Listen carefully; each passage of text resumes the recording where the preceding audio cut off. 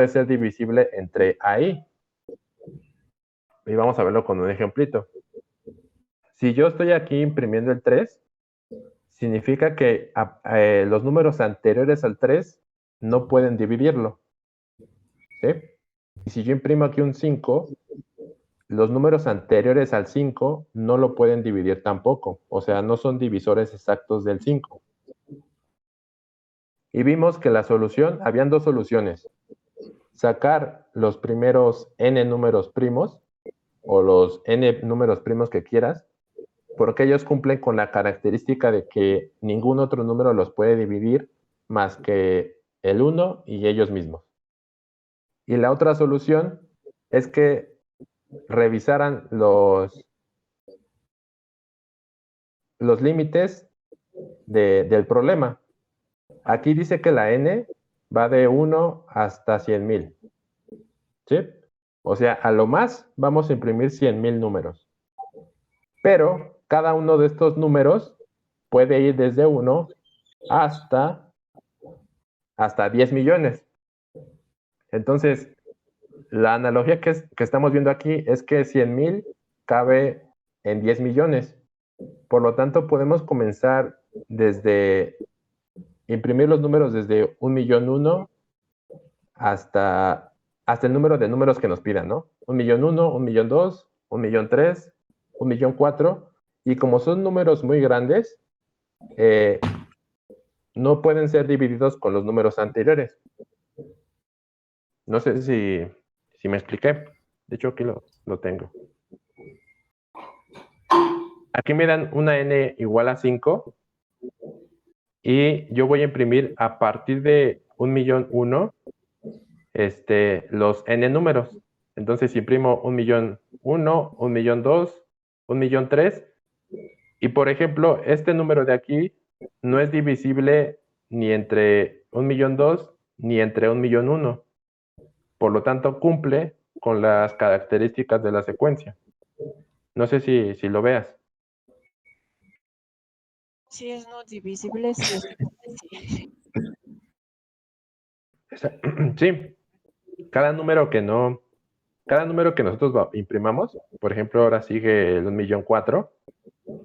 Ahí, el 1,000,004. Este no es divisible entre ninguno de estos tres. ¿Estás de acuerdo?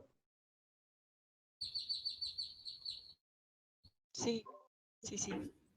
Y así nos podemos ir hasta la n que nos den. Si nos dan una n igual a 500, imprimimos todos estos números hasta 1,500,000. Y ninguno va a ser divisible con sus anteriores. ¿Sí? Sí. Vale, pues esa sería la solución, digamos, lo fácil del problema. Y un poco más complicada, pues es sacar los números primos. ¿Qué tipo de hacks es comunes en problemas de programación? O sea, en los concursos ya se han estado participando. O sea, ese tipo de soluciones que se salen de la solución matemática. Muchísimo. En mi caso, muchísimo. Mínimo la mitad de los problemas, o tal vez un tercio de los problemas que se pueden resolver con un montón de teoremas y cosas raras, hay algún hack que los resuelve. Sí, a veces te pintan los problemas, como por ejemplo de esta forma, donde tú tienes que hacer varias cosas para que te salga, pero al final de cuentas, luego nada más es una fórmula o algo mucho más rápido de 2 líneas y tú te quedas con cara de chale. ¿Cómo no se me ocurrió antes? Más que nada son con los de teoría de números y matemáticas, ¿no? Sí. Si checaron el chat, pueden saber lo que dijo Manuel de que no se estaba grabando hasta ahorita. Así que, si alguien tiene alguna duda que esperaba volver a entender cuando volviera a ver la clase, es un momento de preguntarlas ahorita. De los problemas que hemos visto. Perdón.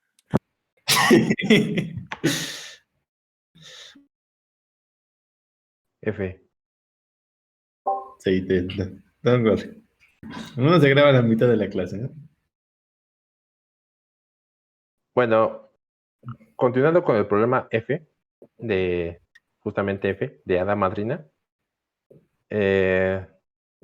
Básicamente lo que nos decían es que nos iban a dar cierto número de queries que llegaban hasta 1,000,000 y eran los siguientes tipos de queries, ¿no? Nos iban a dar la palabra back para imprimir el número que estaba hasta atrás de una cola.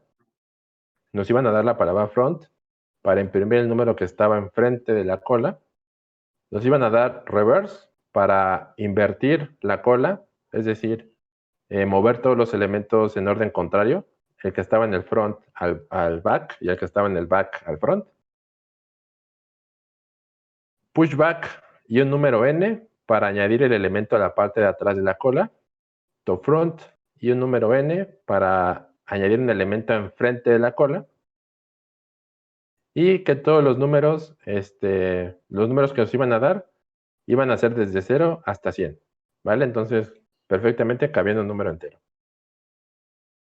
Y nos decían que por cada operación de tipo back o de tipo front, teníamos que imprimir el respectivo número, y si la cola estaba vacía, teníamos que imprimir esta cadena de aquí. Vimos que muchas personas lo intentaron y recibieron time limit, y creo que aquí también, varios, ¿no? Y fue justamente el problema que tenían, que al final de cuentas sí les salió y estuvo chido. El problema que tenían, o el hack de la solución, era que no tenían como tal que invertir la cola. Ahí. Aquí. Aquí la query de reverse, que te dice que tenías que invertir todos los elementos, eso era lo que hacía que tu algoritmo no entrara en tiempo. Porque yo revisando las soluciones, todo lo hacían bien, y cuando les tocaba hacer un reverse, literalmente ocupaban la función de reverse para invertir ya sea el vector o la cola que estaban utilizando, y eso es de complejidad lineal. Es decir, si había 100 números dentro de la cola o dentro del vector, pues la complejidad era 100 para invertir todos los números. Y entonces esto era lo que les daba pues el time limit. Básicamente, la solución de este problema era utilizando, bueno, ¿ustedes qué estructura de datos que ya vieron en este curso hace operaciones de este tipo, ¿no? Insertar y eliminar elementos al principio y al final de la estructura. Una bicola. ¿Una bicola? ¿Un vector? ¿Un vector? ¿Quién Una más? Exacto. Bueno, también se puede una bicola, pero más específico, que ya vieron una lista enlazada. Específicamente, no sé si vieron una lista doblemente enlazada. ¿Sí lo vieron? De C++. Por cierto, alguien dice que lo intentó con listas, pero que le dio error. Si te dio error, pues tal vez fue por problema de implementación. Yo lo resolví con una lista enlazada, justamente. Fíjense, yo utilicé la lista doblemente enlazada de C++ y la llamé L. Y nada más quiero que se den cuenta que cuando yo recibía una query de tipo reverse, lo único que invertía era una bandera booleana, que la llamé isReversed, ¿no? Si está invertida la cola, entonces procesa las queries de cierta forma, y si no estaba invertida, procésalas de forma normal. Entonces, ese era el truquito, ¿no? Que cuando recibíamos una query de tipo reverse, no teníamos que invertir como tal toda la estructura, sino simplemente llevar, por ejemplo, una variable booleana que me dijera cuando está invertida o no. Y si, por ejemplo, si estuviera invertida y me piden imprimir el back, pues como está invertida, imprimo el front. Pero si no está invertida, pues imprimo el back. ¿Están de acuerdo? Entonces, esa era, pues, la solución del problema F. ¿Sí, sí les quedó? ¿O no? Sí. Vale, para que los que sí lo intentaron y les dio time limit exceded, pues lo vuelvan a hacer, pero que cuando reciban la query de reverse, la procesen de otra forma, ¿sí? Porque vi sus implementaciones y la lógica estaba bien, o sea, todo estaba correcto. Vale. Después pasemos al problema G, ya nos falta media hora, que se llama papas fritas, donde básicamente nos daban n papas fritas en una línea recta. Bueno, aquí me equivoqué, pero es en una línea recta. Y que cada una de estas papas estaba en una coordenada entera, x, y. Y me decían que algunas papas tenían las mismas coordenadas. Me decían que podía hacer dos tipos de movimientos, la cantidad de veces que yo quisiera, y posiblemente cero. Las dos tipos de movimientos que podía hacer es agarrar una papa frita y moverla 2 posiciones a la izquierda o a la derecha de forma gratuita. En otras palabras, mover la papa frita que está en la posición XY a la posición XY menos 2 o a la posición XY más 2. Y hacer exactamente lo mismo, pero solamente con una posición. Mover una papa frita, una posición a la izquierda o una posición a la derecha, pero pagando un PG Coin. Bueno, le puse un PG Coin, pero pues sería pues una moneda, ¿no? En otras palabras, mover la coordenada XY a la coordenada XY menos 1 o XY más 1. ¿Vale? Algo muy importante es que aquí dice que las papas fritas las puedes mover hacia literalmente cualquier coordenada, ya sea positiva, negativa o incluso cero. Y nuestra tarea era buscar el mínimo número de monedas que necesitabas gastar para mover todas las n papas a una misma coordenada, sin importar a qué coordenada sea. No nos están dando una coordenada específica. Vamos a ver qué tanto lo pudieron solucionar. Y pues también fue de los problemas que casi no salió, solamente le salió al primer equipo. Entonces, pues sí, vamos a explicarlo. Básicamente, vamos a graficarlo aquí.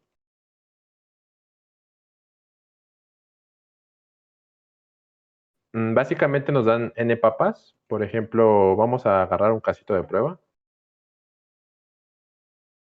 Bueno, este se ve muy básico. Bueno, vamos a tomar este casito de prueba. Nos dan una n igual a 5 y nos dan 5 papas. Bueno, es que también está muy... Bueno, vamos a inventarnos un casito de prueba. Digamos que en nuestra coordenada, bueno, que esta va a ser nuestra línea en nuestro eje X, ahí. ¿Sí? Y nos dan una papa en la coordenada, ¿qué les gusta? 0, en la coordenada 1, en la coordenada 3, en la coordenada 4 y en la coordenada, por ejemplo, 7. ¿Sí? Y nosotros tenemos que mover todas las papas a una coordenada con el menor costo. Si la movemos 2 posiciones a la izquierda o a la derecha es gratis, y si lo movemos solamente a una posición, pues nos cobran una moneda, ¿no? Entonces vamos a poner nuestras monedas en 0.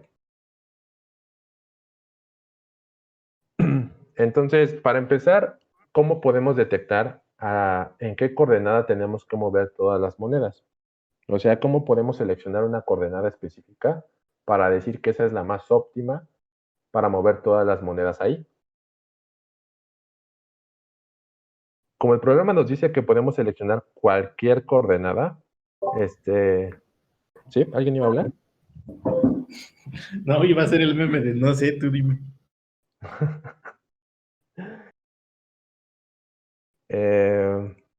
Bueno, voy a marcar las papitas con amarillo. Bueno, con rojo. Para poder poner las demás coordenadas. Entonces, aquí va la coordenada 2, 3, 4, 5, 6 y 7, ¿vale? Entonces, en las coordenadas rojas están nuestras papitas.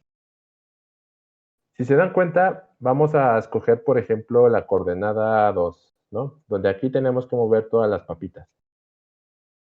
¿Sí? Para esta papita que está aquí, la podemos mover 2 posiciones a la derecha y va a ser gratis.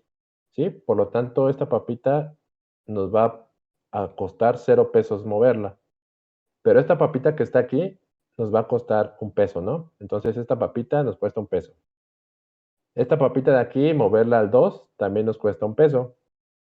Este 4 también nos va a costar, no, va a ser gratis porque lo vamos a mover 2 posiciones. Por lo tanto, nos cuesta 0 pesos. Y esta papita de aquí, si la movemos de 2 en 2 posiciones hasta lo más posible, por ejemplo, salta al 5 y luego al 3, hasta aquí nos cuesta 0 pesos. Pero nos faltaría una posición y nos costaría 1 peso, ¿no? Entonces, este 7 nos cuesta 1 peso. A final de cuentas, el total de monedas van a ser pues 3 pesos, ¿no? Lo que nos va a costar mover todas las papas fritas a la posición número 2.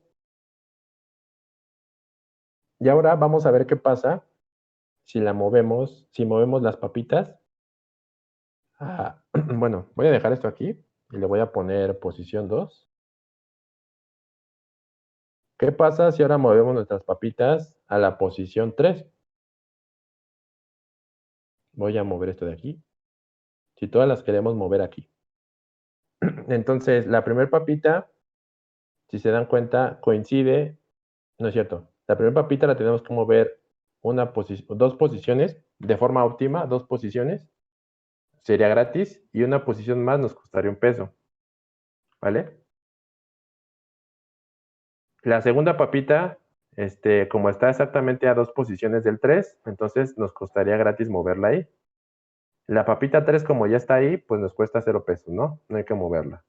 La papita 4 nos cuesta 1 peso porque está en una posición nada más. Y la papita 7, que ahora antes nos costaba 1 peso, ahora si hacemos 2 movimientos de dos posiciones, nos cuesta 0 pesos. ¿Sí? Y entonces, resulta que si nosotros movemos las papitas a la posición 3, nos cuesta solamente 2 pesos en vez de 3. ¿Sí? ¿Y esto por qué se da? No sé si ya lo notaron. Tal vez. Tenemos que dividir caso para par e impar. Exacto, algo así. Nosotros nos tenemos que dar cuenta de cuántos números o cuántas coordenadas impares. Vamos a sacar la distancia, ¿no? ¿Mande? Podemos sacar como la distancia. O sea, que hay de la posición en la que estés a la que quieres ir y lo puedes dividir entre 2 para saber cuántas de 2 puedes dar. Y pues si no es divisible, le tienes que sumar las de 1. ¿No se podría decir? Eh, o sea, tomo, por ejemplo, el número 0 y lo divido entre 2. No, no, no. Saca la distancia que hay del 0 al 3. Son Ajá, en este caso 3. 3 posiciones. Ajá. Entonces el 3 pues no es un divisible entre 2, pero si lo divide entre 2 de manera entera, pues le va a dar 1. Eso quiere decir que nada más puede dar un salto de 2 y como no fue divisible entre 2, le suma el 1, que es la que puede dar de saltos de 1 en 1. Sí, haciéndolo Bueno, así, eso ocurrió. ajá, tomando la coordenada 3, pues resulta que sí nos va a dar, ¿no? Pero ¿cómo sabes que la coordenada 3 es la más óptima?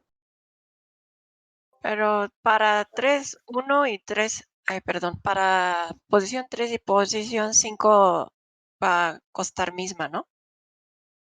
Exacto.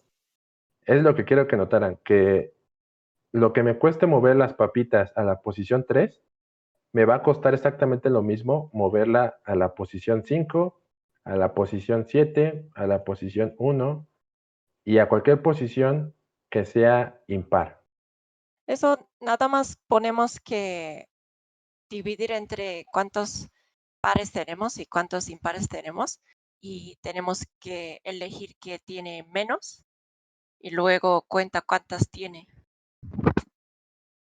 Efectivamente, esa sería la solución. Nos dan cierto número de papitas y tenemos que contar cuántas son impares y cuántas son pares. Y la respuesta va a ser el mínimo de esos dos valores. No sé si lo vean. Por ejemplo, donde tenemos la... ¿Sí? Una pregunta. Tan solo se puede mover hacia un lado, ¿verdad? Se puede mover, no hacia cualquier lado, hacia la izquierda o hacia la derecha. O sea, podría ser válido que, por ejemplo, la papita de la posición 4 la moviéramos primero 2 hacia la derecha y luego 3 hacia la izquierda. Movemos 2 hacia la derecha. Y 1, luego 2. 3. Así nos costaría 0 monedas en poner la papita 4 en la posición 3. No, sí nos costaría porque si la movemos, como dices, 2 posiciones de esta forma, ahí nos cuesta 2 monedas. Pero si la movemos así, nos cuesta gratis. Y para ponerla al 3, pues tenemos que regresar, ¿no? Pero si haces un salto de 3. No, es que un salto de 3 no se puede. El problema No se puede, solamente no se dice que de 2 o de 1. Ah, ok. Entonces, Sí. para el resumen, ese problema se resolvía nada más contando los pares e impares y solamente cuando había un impar se le sumaba 1, ¿no? Y ese sería el mínimo. Porque si era par, pues iba a ser gratis. Pues básicamente, bueno, teníamos que contar cuáles son pares, cuántos números impares y cuántos números pares teníamos. Impares y pares. Y de ahí nada más devolver el mínimo. Y ahorita vamos a ver por qué. Por ejemplo, este 0 es un número par, ¿no? El 1 es impar. El 3 es impar. El 4 es par. Y el 7 es impar. Entonces, de aquí, ¿cuál es el menor? Pues los pares, ¿no? Pues la respuesta es 2, justamente, porque entre los impares nos podemos ir moviendo de 2 en 2, aunque sean impares. No sé si lo vean. Y pues obviamente también entre pares nos podemos mover de 2 en 2. Por lo tanto, entre ellos siempre va a ser gratis moverse hacia cualquier posición. ¿Sí? Sí, sí, ya. Muchas gracias. Vale, entonces esa sería la solución de este problema G o F. Problema G. ¿Sí? Nada más contar el número de pares y impares y devolver el menor. Y de hecho aquí está. Recibo el número de elementos y por cada elemento pregunto que si es impar, pues lo sumo a los impares e imprimo la diferencia, ¿no? Imprimo el menor entre los impares y los pares. Y pues ya está. Funciona. Me encanta cómo tus códigos siempre son como de 10 líneas. Y la solución acaba siendo muy sencilla a comparación del problema. Bueno, es que una vez que termino la solución, la vuelvo a checar para ver qué puedo optimizar. Y por eso. Pero bueno, pasemos con el siguiente problema, el problema H. Bueno, si no hay dudas de algo. Vale. Nada más es cuestión de seguir intentando y checar bien la implementación, ¿vale? Y ya con eso sale. Igual si quieren, al final les paso mis soluciones, si las quieren, si no, pues no. La siguiente problema es una permutación hermosa, donde simplemente tenemos que imprimir otra vez n números, con n mayor que 1, o sea, mínimo nos van a dar una n igual a 2. Y tenemos que decir que, bueno, nos dicen que una permutación de longitud n es simplemente imprimir los números de 1 a n sin repetir en cualquier orden, ¿no? En un orden arbitrario. Por ejemplo, este de aquí, está el 1, el 2, el 3, el 4 y el 5 en este orden. ¿Sí? Esta es una permutación de tamaño 5. Pero esta permutación, bueno, este arreglo de aquí no es una permutación porque se repite el número 2. ¿vale? Bueno, y por ejemplo esta de aquí tampoco es una permutación porque nos faltaría el número 3, el número 2, ¿no? Está el 1, el 3, el 4, pero no está el 2. Entonces tampoco es una permutación. Tienen que ser los números desde 1 hasta n, solamente que pues, en el orden que nosotros queramos, no justamente así ordenados de menor a mayor, ¿no? Puede ser en cualquier orden.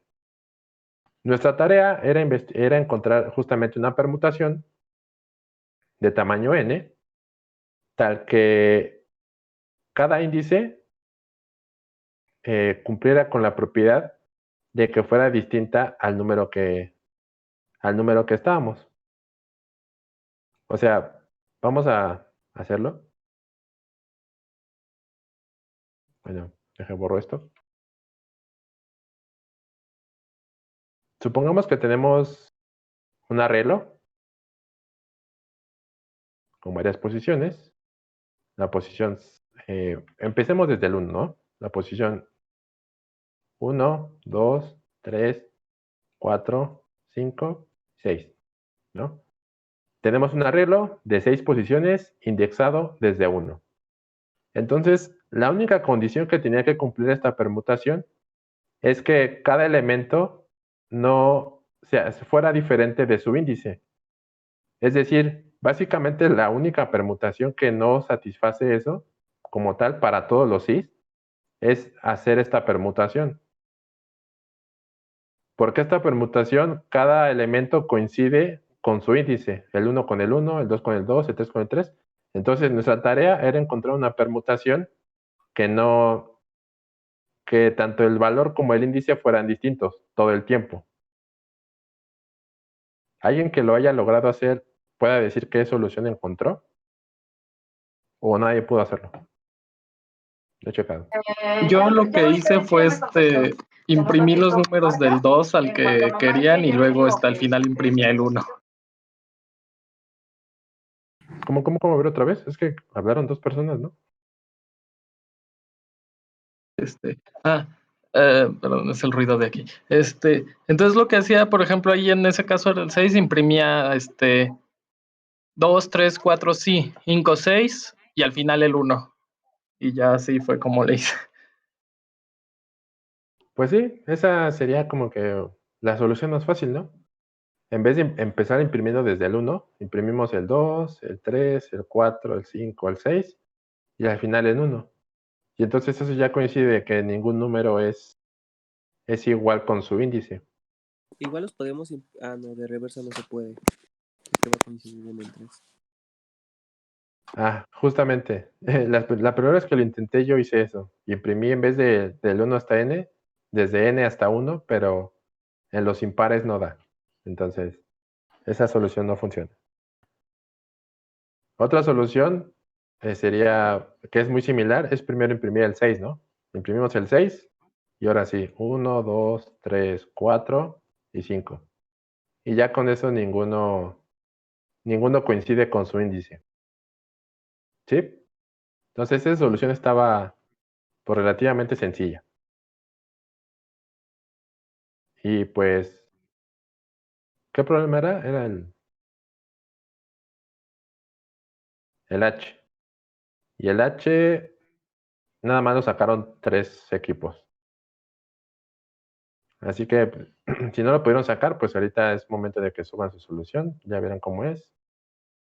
Es relativamente sencilla. Ahora vamos con el I y con el J, que también fueron de los problemas que más pudieron solucionar. Así que pues vamos a verlos. Ya nada más quedan 10 minutillos. El problema I, que se llama director corrupto, trataba de un director de películas que, pues que sí, ¿no? Que era como que corrupto. Quería modificar los servidores para contar los votos positivos y los votos negativos de su película o algo así. Y que íbamos a recibir tres tipos de votos para las N personas que iban a revisar la película. De tipo 1 significa que una persona vio la película y le gustó. Por lo tanto, presionó el botón de like, ¿no? De tipo 2, la persona vio la película y no le gustó.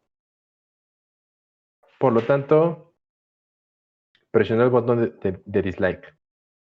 Y de tipo 3, la persona ni siquiera vio la película, vio cuáles eran los votos actuales positivos y negativos y se fue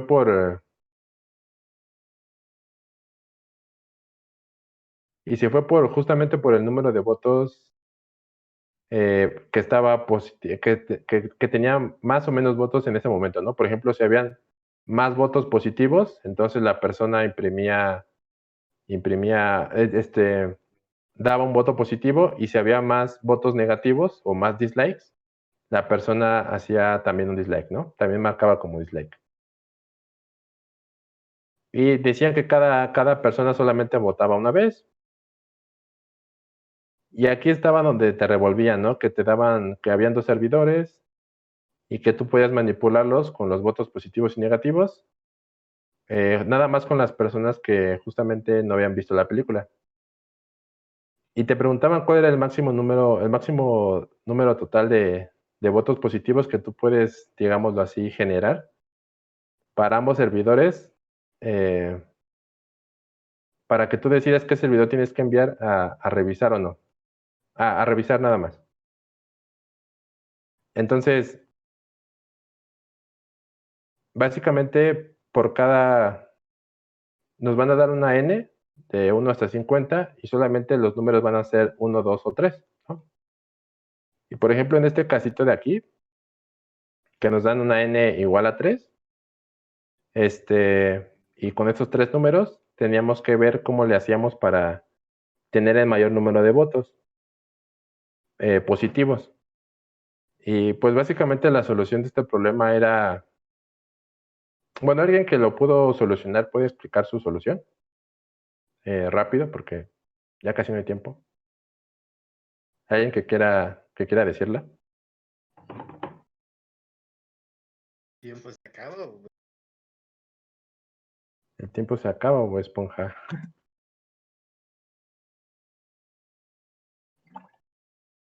Vale. Entonces la solución era básicamente, pues, los votos positivos, que son los números unos, los de tipo 1, pues contarlos pues como lo que son, ¿no? Números positivos.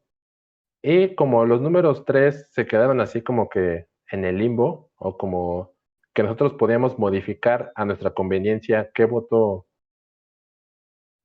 escogió esa persona que votó así random, pues entonces lo teníamos que marcar también como positivo, porque es lo que nos convenía a nosotros.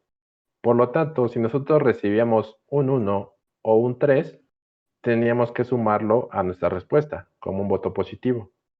Y si recibíamos un 2, pues restarlo de nuestra respuesta como un voto negativo. No, si recibíamos un 2, no teníamos que contarlo nada más, ¿no? Porque era un voto negativo y no nos favorecía. Y entonces aquí están los casos de prueba, ¿no? Nos dan primero un número t con los casos de prueba. Y por ejemplo, en el primer caso de prueba, nuestra n es igual a 1, pero solamente nos dan un voto negativo, un voto de tipo 2. Por lo tanto, lo mejor que podemos enviar a revisar sería pues un 0, ¿no? Es mejor un 0 que un -1 o que un voto negativo. En el segundo caso de prueba, que nos dan tres numeritos o 3 votos, podemos ver que nos dan un 1 y un 3, por lo tanto llevamos, digámoslo así, 2 votos positivos, y también nos dan un voto negativo, por lo tanto ese no lo contamos y solamente devolvemos pues 2. Entonces aquí es donde ya se dan cuenta de cómo era la solución, ¿no? Contar el número de 1 y 3 que nos dan y devolverlo. Y pues es básicamente cómo era la solución, ¿no? Recibimos los casos de prueba, recibimos la n por cada caso de prueba. No es cierto, este no era. Este de aquí. Recibimos los casos de prueba y por cada caso de prueba recibimos la n y pues una variable o pues una variable que nos ayudara a contar cuántos votos positivos tengamos. Recibimos el voto Y si ese voto es diferente de 2, pues aumentamos ese voto a nuestra solución y finalmente lo imprimimos. ¿Sí? ¿Alguien tiene dudas con este problemita, con esta solución?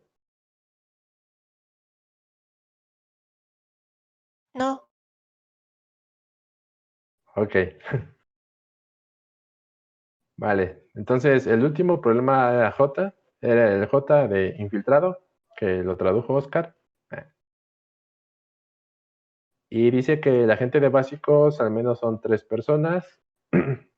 Crearon un arreglo, cada uno aportando el mismo número X, excepto una persona que decidió aportar un número Y, siendo Y diferente de X. Entonces al final generábamos un arreglo y teníamos que imprimir el índice del número distinto. Si se dan cuenta, por ejemplo, en este caso de prueba, todos los números son iguales menos el 23, y como el 23 está en la posición 2 del arreglo, indexado desde 1, pues es lo que teníamos que devolver, ¿no? El número 2. En este otro caso, el que es distinto es el 10, pues teníamos que devolver la posición 1, porque ese es en donde está, ¿no? Entonces, la posición 1. En este caso que nos dan 10 números, nos damos cuenta que el que es distinto es el 1, entonces tenemos que devolver la posición, el número 5, porque es la posición en la que está del arreglo. Entonces, vimos que este problema fue también de los que más sacaron. Y pues la solución era justamente, era más que nada implementación, ¿no? Vi que lo solucionaron de varias formas distintas, utilizando un arreglo de pares y cosas así. Yo lo utilicé utilizando algo que se conoce como parecido a las tablas hash.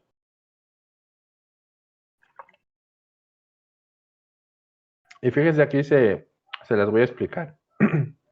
Cómo era la solución para que una de las tantas soluciones que se pueden hacer, ¿no? Como las que vi en el concurso. Básicamente por cada caso de prueba recibimos, recibimos la n, ¿sí? Y yo voy a crear un vector que se va a llamar posición y un vector que se va a llamar contador. Voy a recibir los números y voy a decir que, por ejemplo, fijémonos en este caso. Voy a recibir un 3 y voy a decir que en la posición 3 de este arreglo me guarde el índice, ¿sí? Si yo recibo un 1, voy a decir que en la posición 1 me guarde el índice que llevo actualmente en este for. Y en un contador, en mi vector contador, voy a incrementar el número de números que llevo de ese tipo. Por ejemplo, empezamos con este 3. Estoy diciendo aquí contador en la posición 3,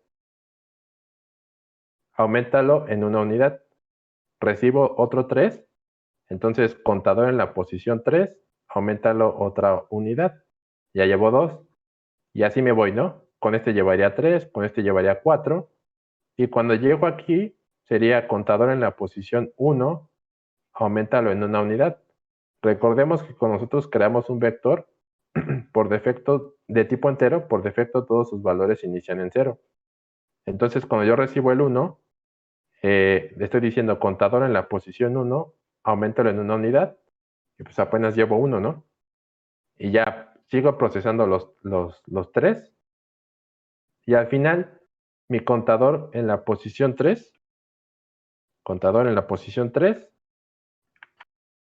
va a valer 9, y contador en la posición 1 va a valer 1. ¿Están de acuerdo?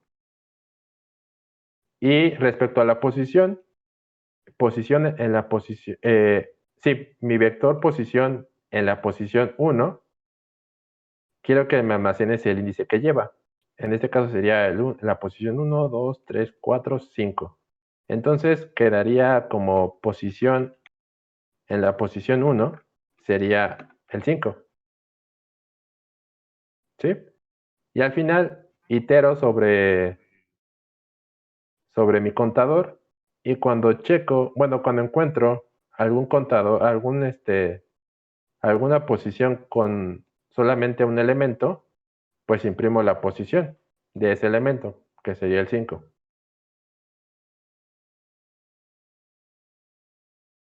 No sé si se entendió.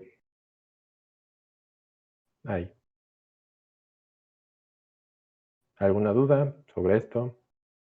Si ustedes lo hicieron de una forma distinta.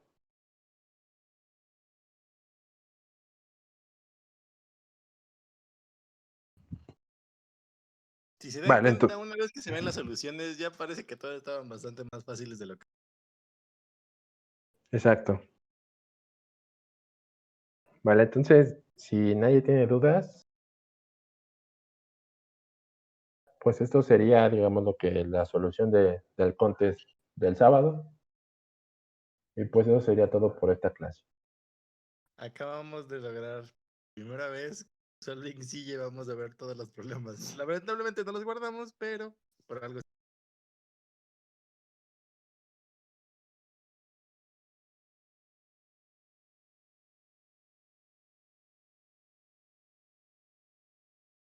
Entonces, finalmente, ¿me necesitan las implementaciones o ustedes solos las sacan? Porque, pues sí estuviera chido que lo siguieran intentando hasta que les salga.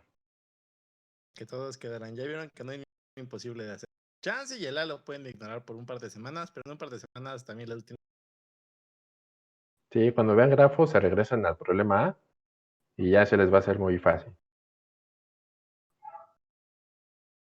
Bueno, entonces si no hay dudas y nada que comentar, pues gracias por estar aquí y pues a ver cuándo nos vemos porque ya no les voy a dar clase. Cualquier cosa, supongo que puede estar en el Discord y le pueden enviar mensajes. Sí, cualquier cosa, pues me pueden enviar mensaje y pues ya.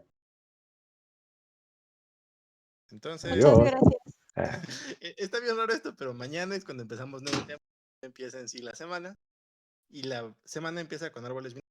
Muy interesante. No sé cómo demonios va a dar tiempo de ver todo lo que vamos a ver de árboles binarios en una semana. A ver qué tal. La próxima semana va a estar más interesante. Nos vemos. Gracias, nos vale. vemos. Nos vemos, gracias, Luis.